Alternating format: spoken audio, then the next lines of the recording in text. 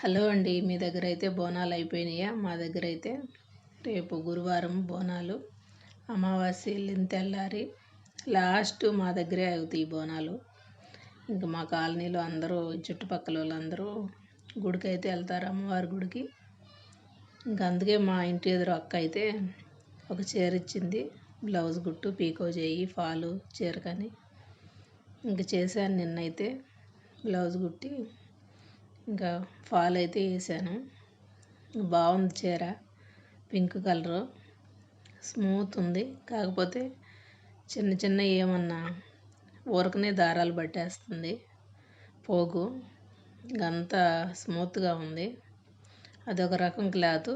పోగు అయితే ఊరకనే లేస్తుంది, చూడడానికి మెత్తగా ఉంది. అదిగో నా చైన్ కూడా పట్టేసింది. అంతా ఇదిగా ఉందన్నమాట చీర, అదొక రకం మోడలు.